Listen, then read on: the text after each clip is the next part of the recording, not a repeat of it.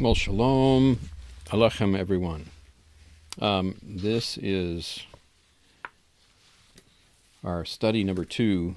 This is titled Bread from Heaven. And for those of you that are following, there you will have the downloadable sheet in your email. For today's study, yes. I just wanted to share as we get started here. This is Psalms chapter 62, and it says here in verse 1, "Truly my soul waiteth upon Elohim, from him comes my Yeshua. He only is my rock and my salvation, my Yeshua. He is my defense. I will not be greatly moved." I just think about these words and the realization that as we open up the Holy Scriptures, that it is Elohim that gives us insight. It is the Holy Spirit that gives us insight and understanding to the Scriptures. Well, I wanted to take and bring us into the next step of this study. Last week we were looking at the glory of the Word, and you can go back and look at those videos on the channel. Thank you for your patience as we learn how to push all the buttons, and we didn't mean to drop off and disappear, but we were thinking we weren't even live.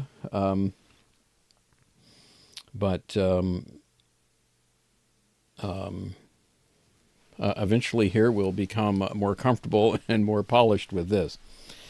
All right. In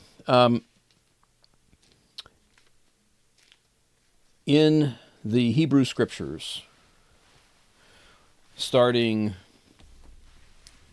with Genesis all the way through, what we haven't seen and understood is how that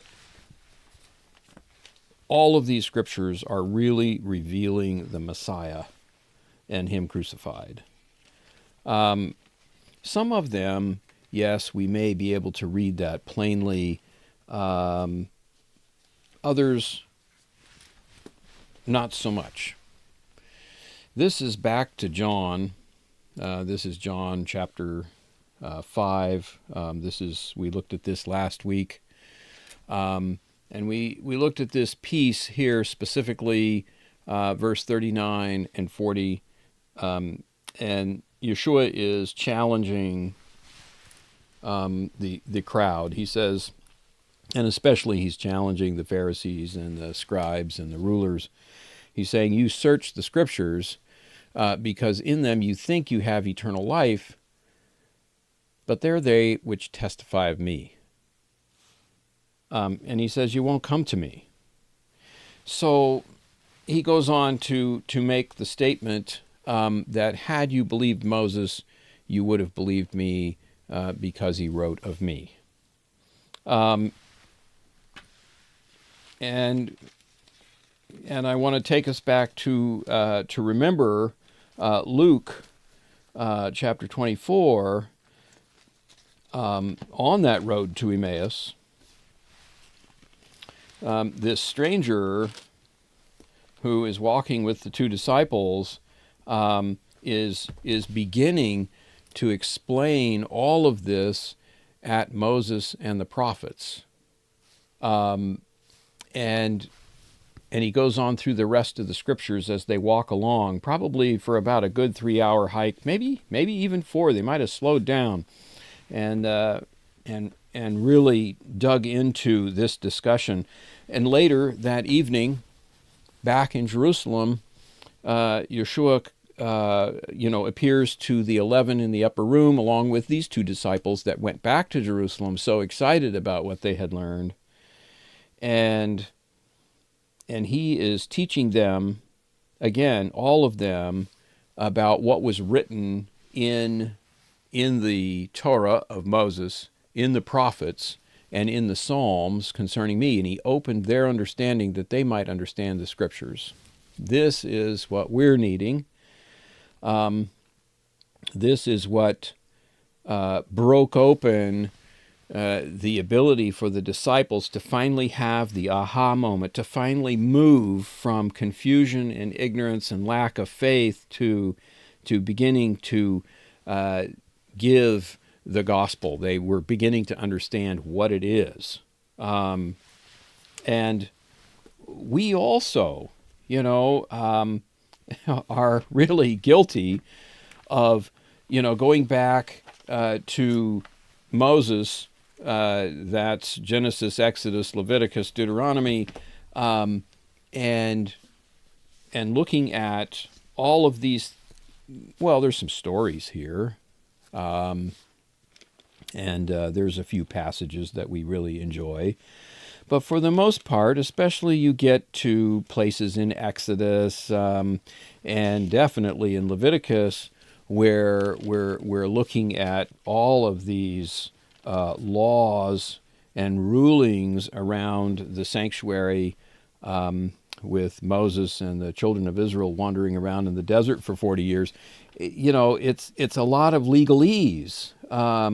It's Mosaic law. It's kind of like, what does this have to do with us? We look at, well, this is what they did. This is what they went through. We kind of, examine it from the armchair perspective, kind of looking over the edge of the cliff down below at these strange people, and all that happened way back there. But it's kind of like, what do these things have to do with the Messiah?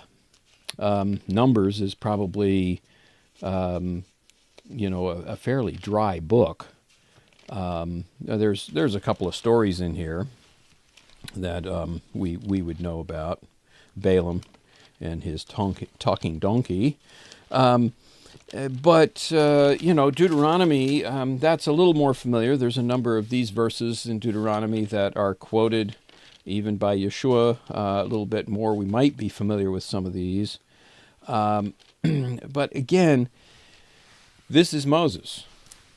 And we just don't see the Messiah in him crucified in these pages. But this is what we read in the Gospel of John, there in chapter 5. He said, "These testify of me," and then also in Luke 24. There are other verses too that we may look at eventually, where it adds weight to this very point.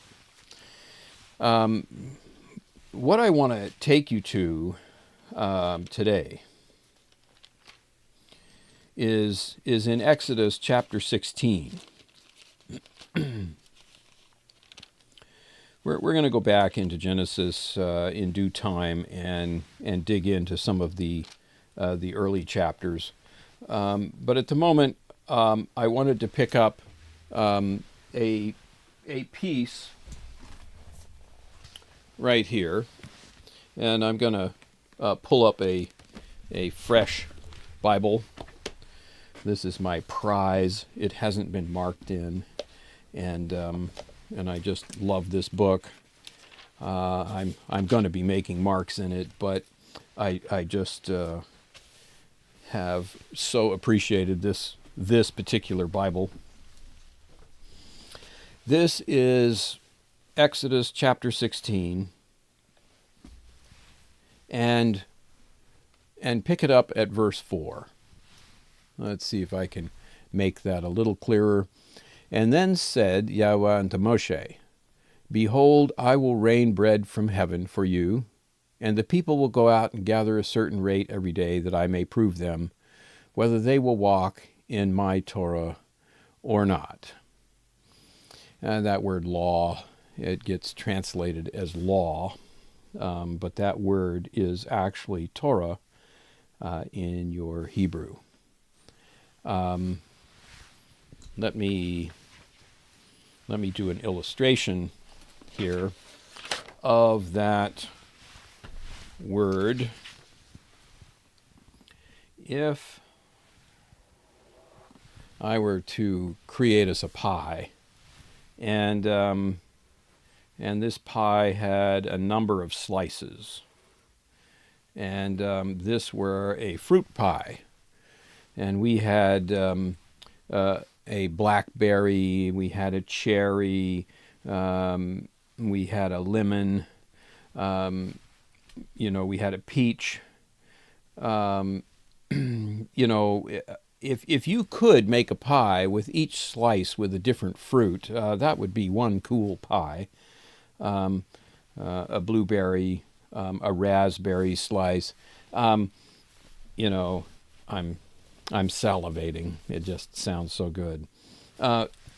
Now, this pie, the whole pie, would represent the Hebrew word Torah. This word is used many, many times all through the Hebrew Scriptures, but how it gets translated into our English is law. But law is one slice of the pie. Yes, Torah can mean law, but Torah means so much more. We really do not have an English word that is equivalent to this Hebrew word. And there are a number of them in Hebrew like this, and in any language, as you struggle to translate into another language from that language, some words just don't cross over. Now, if I was to take the word eitz, I'll attempt to spell it here in English letters. The Hebrew word eitz equals tree. And that's a pretty good equivalent. Eitz is a tree, tree is an eitz. And many words are like that as well.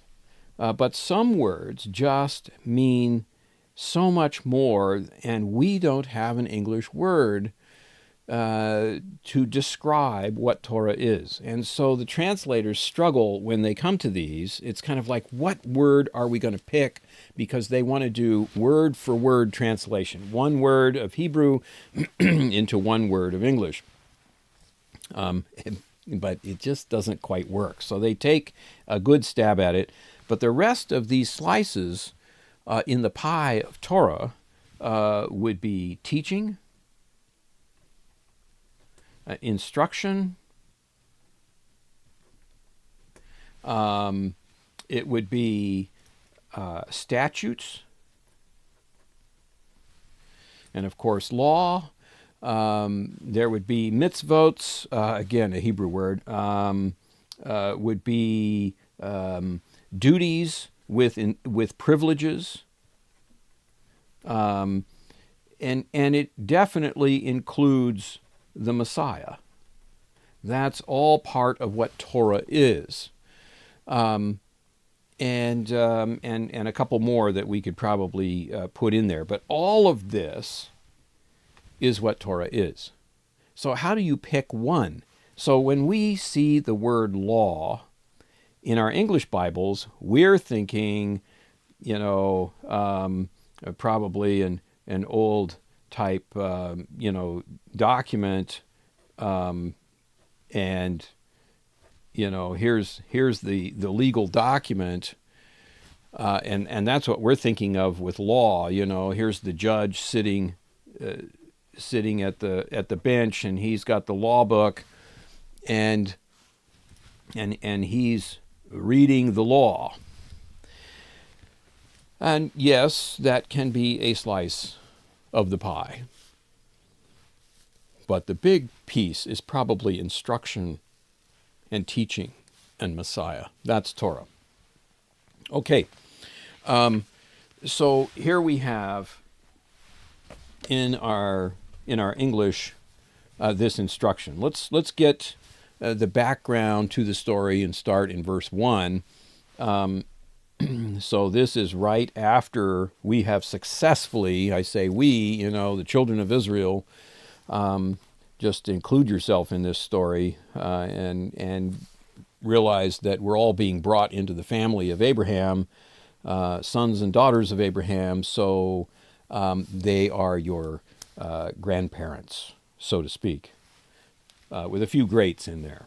Okay, and verse 1, and they took their journey from Elim, and all the congregation of the children of Israel came into the wilderness of Sin, which is between Elim and Sinai, on the 15th day of the second month after their departing out of the land of Mitzrayim. And the whole congregation of the children of Israel murmured against Moses and Aaron in the wilderness. Oh boy, this is kind of a standard modus operandi for Israel, always murmuring and complaining. And the children of Israel said unto them, Would to Elohim that we died by the hand of Yah in the land of Mitzrayim, when we sat by the flesh pots, and when we did eat bread to the full, for you have brought us forth into this wilderness to kill this whole assembly with hunger. I mean, excuse me, wow, such short faith. We just saw the incredible miracle of having the whole sea part. We have just seen water and, the amazing gifts and our enemies destroyed, and we're free, but we so quickly come to complain. And so here's the instruction. And I really appreciate the fact that the Holy One did not just come back and say, torch them. I can't stand that. He just ignores their complaints, and he says to Moshe, Behold, I will rain bread from heaven for you, and the people will go out and gather a certain rate every day, that I may prove them whether they will walk in my Torah or not. Are they going to walk in my instructions or not? And so for those of you that know this story fairly well, you know that, of course, manna is going to fall, and they're going to be able to go out every morning before sunup and gather up this manna, and it will provide all the nourishment that they need, the bread from heaven. Amazing miracle. And this bread falls every day except on Shabbat, and you get a double portion on Friday, and this will happen for the children of Israel for the next 40 years. It's an amazing miracle. But there's more here to these words in verse 4. So what you have, this is the actual Hebrew text up at the top.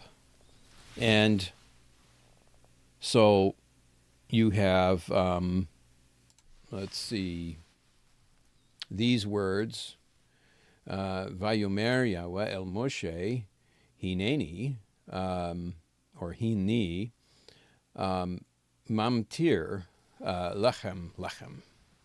So this is,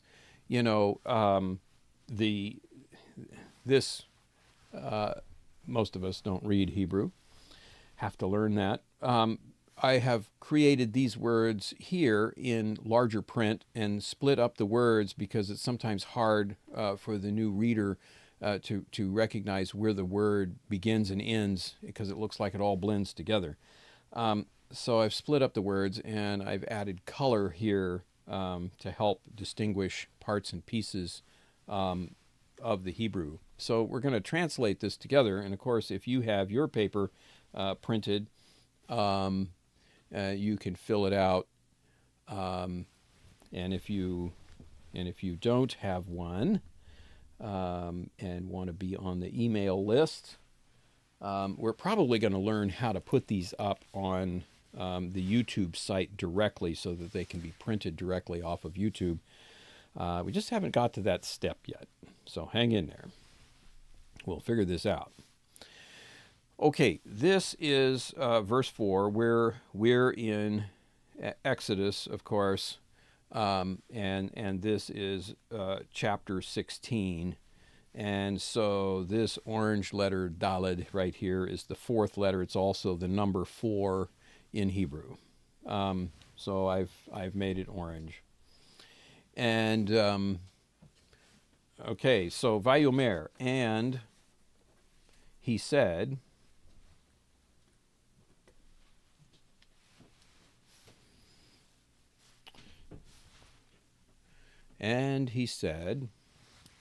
Yahweh, we're going to do a study on this name, possibly in our next teaching. We may pick up a couple of points, but I want to develop this name, the Yod-He Vav-He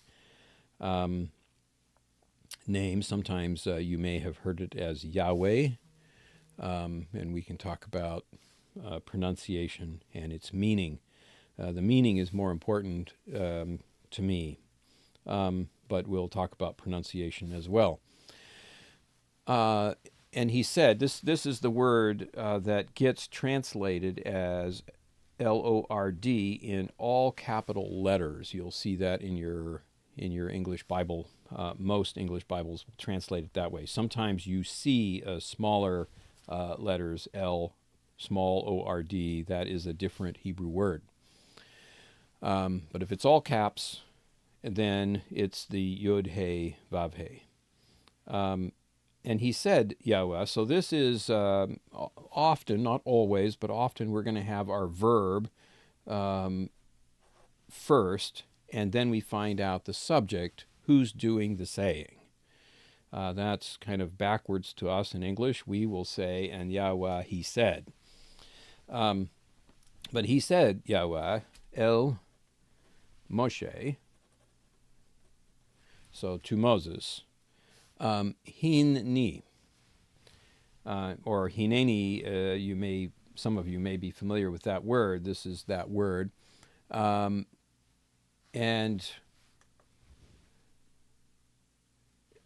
this is behold me.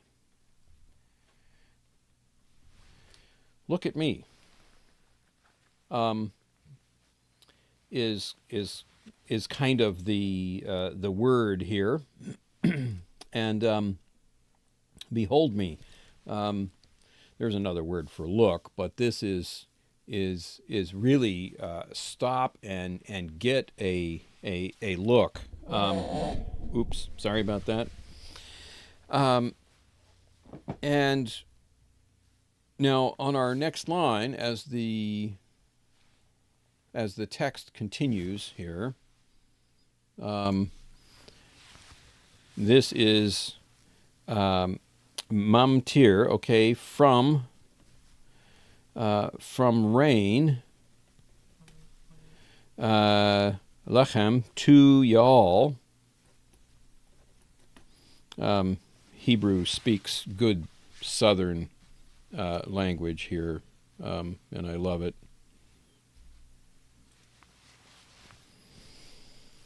This sounds virtually the same, but the two letters right here in the middle are different. The first and the last letters are the same, but this is a prefix and a suffix right here. The prefix with a lamed is 2 or 4, and the chem here is yuans or y'all, and this is lechem, which is one word, but with a different letter in the center. Doesn't have a prefix and a suffix here. This is just one word, and this is bread. You would know lechem if we said Bait Lachem, or Bethlehem, the house of bread. We don't have the Bait, we don't have the house here, but this is the bread. Okay, so he's saying, and he said Yahweh to Moshe, behold me from rain to y'all bread from this from is the same as that from. This is just our full independent word from. This is where it is attached to another word as a prefix, and it looks like one word. And so Hebrew will do that. It's composite words often. So from rain to y'all, bread from Hashemayim. Here the prefix, the green hay, is the definite article, Hashemayim, the heavens. And, oops, my focus went out there. And here, I just made this in blue because Maim is that which is water. So that which is the shin, that which is water. So the heavens made with water. That's where the moisture resides and floats over in our clouds. Now, there's an etnakta right there. There is a little symbol called an etnakta, and that creates a semicolon, kind of the completion of a thought, but not the end of the sentence. So what comes after a semicolon or an etnakta is to complete or expand the thought, to expound on this thought that is completed here. Okay, so I want to introduce another book. This is the Old Testament Parsing Guide. This is a very valuable book. It is written by Todd S. Beale, William Banks, and Colin Smith. This book just deals with the verbs in the Old Testament. So in our parsing, which is what we're doing right now on this page, is we're parsing the text. We're taking the text and we're breaking it down to really understand its intention and its meanings. That's parsing. This book is going to go through the scriptures just the way your Bible is laid out, Genesis, Exodus, Leviticus, and right on through to Malachi in all of the books of the Old Testament. And it's going to look at each verse that has verbs, which are most. There are a couple here and there that don't have any verbs. But the verbs in Hebrew are where the work is in your translation. And so again, we'll see if we can make that a little brighter.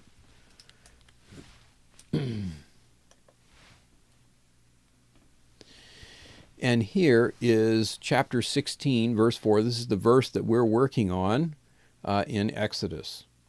And it lists each of the verbs in this sentence. And it gives us the information about these verbs, what binyan they're in, whether it's a call binyan, a hifil binyan, or a PL binyan. There are a number of other binyans. And what is a binyan? We don't use binyans in English, but in Hebrew, the verbs can fall into a category of whether they're basic action, that's a call, whether they're a hifil, that is causative action, or whether it's PL, that is intensive action. So the verbs fall into these categories by how many dots and dashes and other little parts and pieces tacked on or added to the root of the verb, that helps it be identified. This is complex enough that these books are valuable for those of us that aren't skilled. And here is our word that we're looking for, the yatzah. It gives us the three-letter root of the word, and so you can see there are extra letters here. It's a WCP, which is a Vav conversive perfect. That's this Vav here. They put a W in its place because it's a double V like Volkswagen. And this is a third male singular, and it has no suffix. And it basically, this is not really a dictionary, but it gives us kind of a little thumbnail sketch of what the word might kind of mean, but we don't go by this as a dictionary. And it's the idea is to go out. So this is third male singular. He will go out.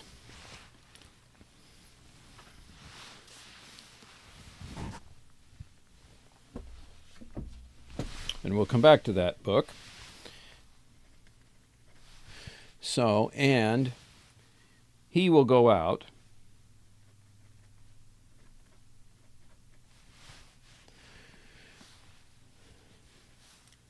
Ha'am, the people.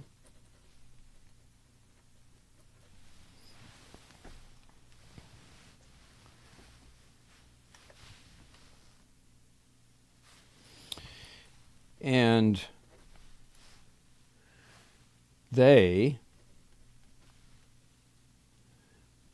will gather. Now, so far, we're good with our English. They're going to go out and they're going to gather. What are they going to gather? They're going to gather the devar. They're going to gather.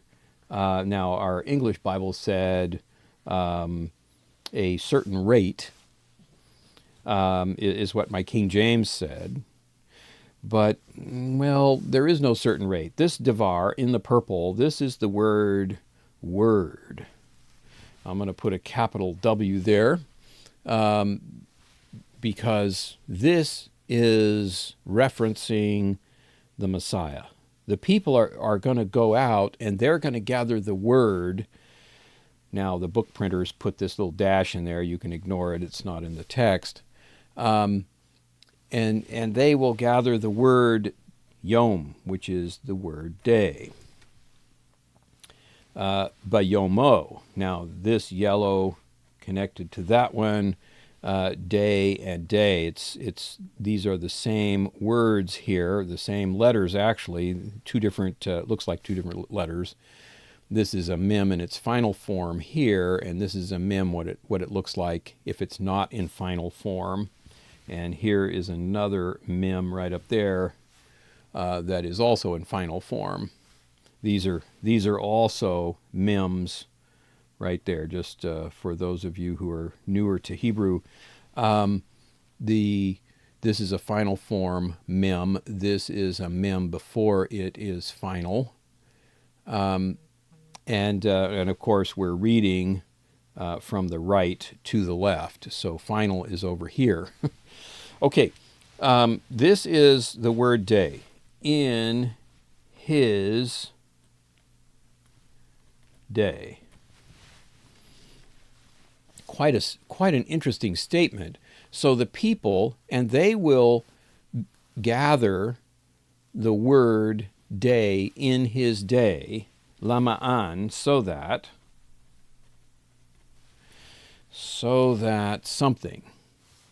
We're gonna come back to what this means. The translators were struggling, they're going, no, the people are, the bread is coming down from heaven, and they're not going to go out and gather the word day. They were thinking, no, that's not right. So they said here a certain rate. And it's kind of like, well, that's a stretch, but that's not really what the text said. The translators, instead of translating, were interpreting. There is a difference. And we don't want the translators to interpret what the words say. We want them to tell us and translate what the words say so that we can interpret its meaning by way of the Holy Spirit.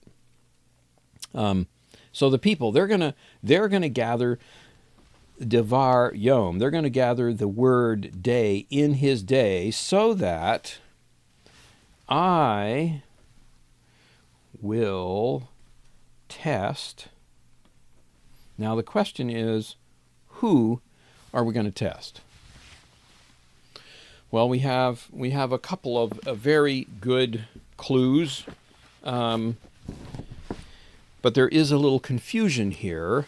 And you will notice that in the English text, it's them. That's what your King James or almost any other Bible is going to say. But that's not what this word is. Okay, let me zoom in. We can get a little better view here if I focus this camera again. So here's our word. And with an aleph, nun, samik, nun, and a vav, okay? It's a PL, it's intensely repetitive. It's an imperfect form in its binyan. It's a first common singular, I, and the basic meaning is test or try. So I am going to test, and the question is who? This is our suffix at the end of the word. Now, the translators decided that they wanted it to be them, but the actual word is a third male singular, him. It's not plural. Third male plural would be them. And we have some additional proof that we're really talking about a him in the text. And really, this is, I will test him. This next word helps prove that we're talking about him. This is an interrogative hey. Let me go back up here to find it. There it is. I kind of wrote over top of it. But this hey right here is a prefix that is the definite article, the. What makes this an interrogative hey is, of course, it's a prefix, and it has the shiva, the stacking dots, and the pata, the little flat line together. When those are together under the hey, we end up with an interrogative hey. And so there's a number of ways to do this interrogative translation. I will test him if, we will work with the if. That's probably an excellent way to do it. If he, now this is absolutely guaranteed a male singular that we're talking about here. If he, if he will walk. But the translators, again, are not translating here. They're interpreting, and they're thinking, well, no, God is actually dealing with the people here. And so they're saying, well, you know, they're not going out to gather the word day. That just doesn't make any sense. So they said, no, it means a certain rate of the manna every day, so that I'm going to test. Surely they're testing the people, right? But that's not what our text says. It says, I will test him if he will walk b'torati, in my Torah.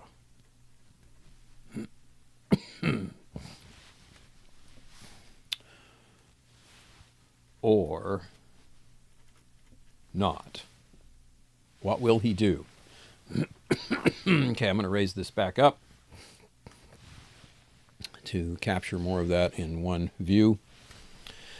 Okay, so let's look at what we have and make sense of all this. And he said, Yahweh, to Moshe, behold me. Check me out here. From rain to you all bread from the heavens.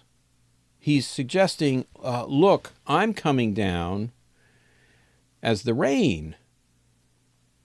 This bread that's going to rain down from heaven, that's me. Check me out. And he's going to go out, the people, and they will gather the word day in his day. Well, that's a suggestion of when he would come. And he, the Lord, he, the Holy One, he, Elohim, would in his day come and cross over. He would Ivri, he would Hebrew himself. He would cross over into our humanity and join us in our humanity. And in that day, the people are going to go out and gather the word day in his day. Now, this this concept of day, I want to take you to Thessalonians.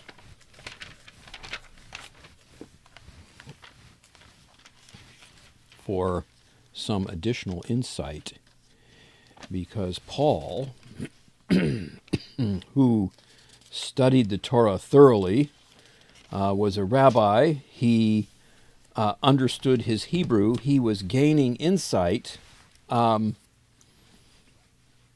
into the Hebrew Scriptures by revelation of the Holy Spirit. And here he's writing to the Thessalonians, and this is 1 Thessalonians chapter 5. And he says, but of the times and seasons, brethren, you have no need that I write unto you. For yourselves know perfectly that the day of the Lord so cometh as a thief in the night. For when they will say peace and safety, then sudden destruction comes upon them as travail upon a woman with child, and they will not escape. But you, brethren, are not in darkness, that that day should overtake you as a thief. You are all the children of light and the children of the day. You are all children of the light. Light is who he is. He is the light. The Messiah is the light. And you and I are children of the light, and we're children of the day. The day is another way to speak of the Messiah. We are not of the night or of the darkness, that is of evil, of Hasatan, of the adversary. Therefore, let us not sleep as do others, but let us watch and be sober. For they that sleep, sleep in the night. They that be drunken are drunken in the night. But let us who are of the day, we're of the Messiah. That's who we are of. Let us be sober. So, just an amazing understanding of how the word day is used. It's kind of day and light, either one can be used. We're children of the light, we're children of the day. You can use either one. And we know, of course, that the Word became flesh and dwelt among us. And that Word is Elohim, the Messiah himself.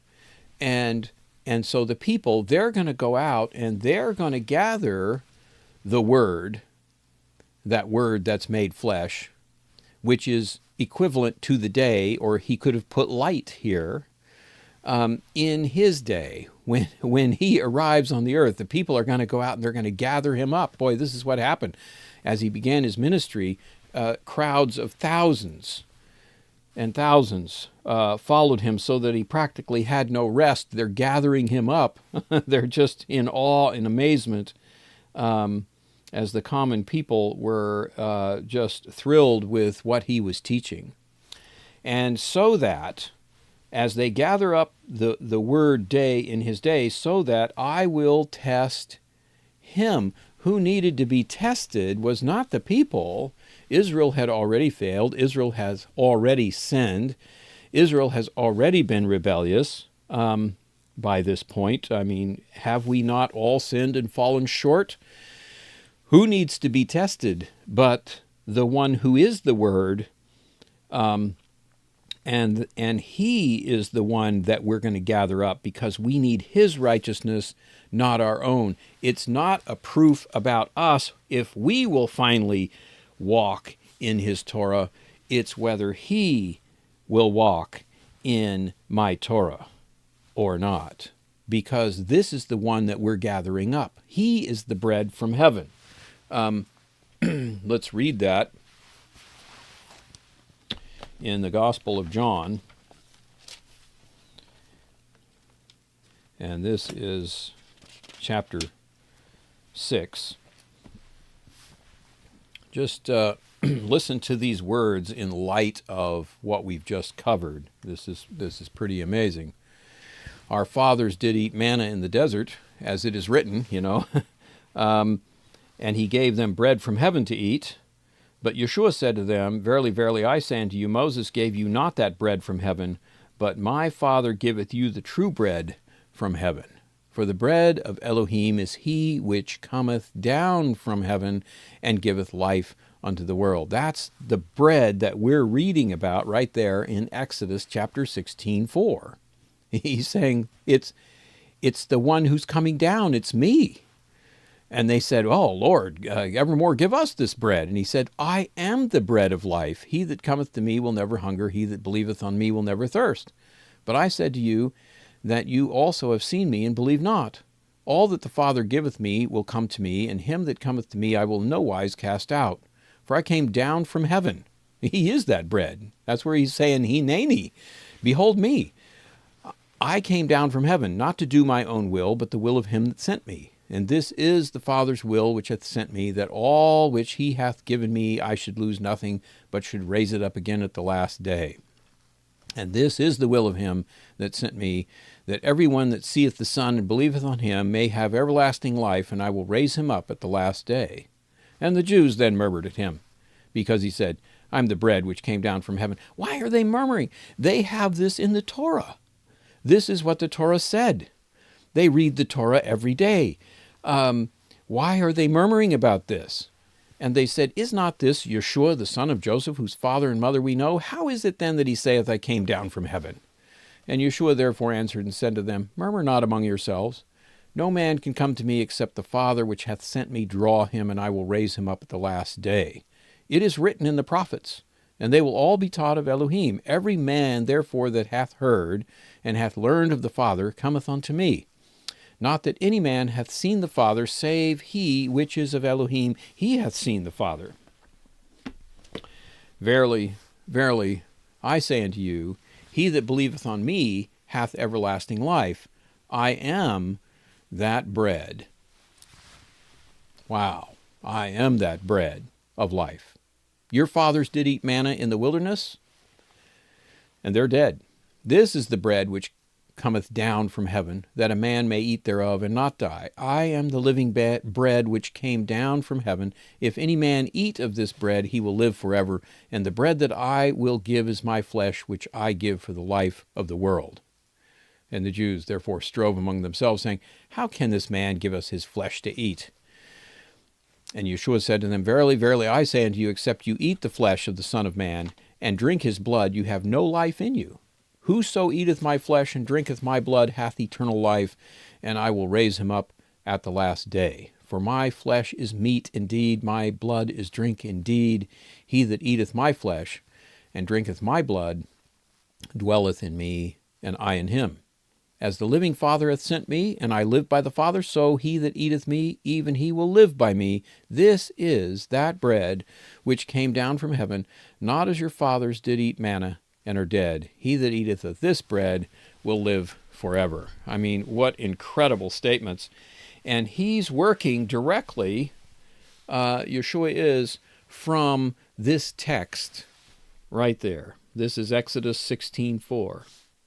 And he said, Yahweh to Moshe, behold me, from rain to you all, bread from the heavens. And he's going to go out to people, and they're going to gather the word day in his day, so that I will test him if he will walk in my Torah or not. This is the righteousness that we need to gather up, is his righteousness, not our own. And an amazing piece of text. So thank you, and blessings. And